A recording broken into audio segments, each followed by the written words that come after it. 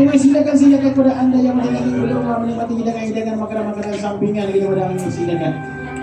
Dan tak lupa juga kepada bapa sedang pengantin, saudara Faizal. Sekali lagi saya nak minta Abang Faizal naik ke saya sekali lagi.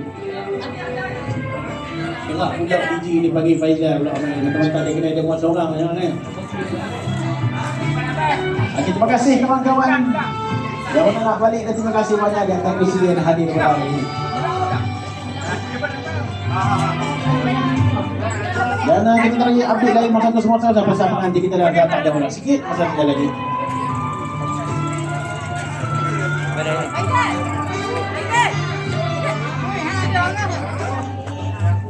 Apa pasal dah mahal dia naik? DJ lah dia share ni. Kawan aku.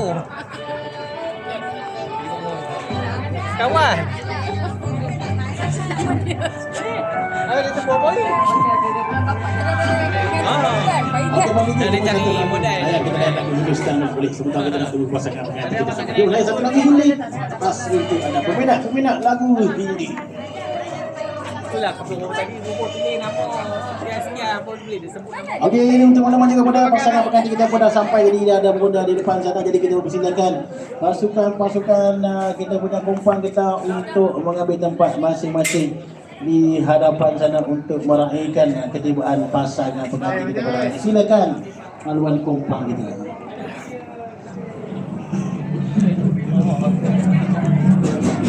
Okey, kata Alif, pasukan kompak. Pasukan kompak. Kompak.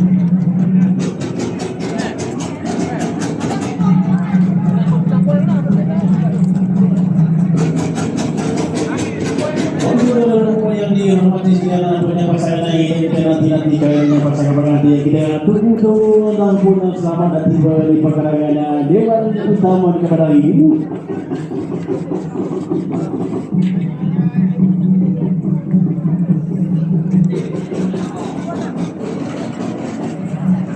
Kita berada di hadapan sana dan kita sudah ada kita akan sambut ketibaan pasangan pengantin dan terlebih dahulu kita sebelum itu kita nak bawa ketibaan ataupun kita nak mengadukan kunjungan daripada rombongan pengantin.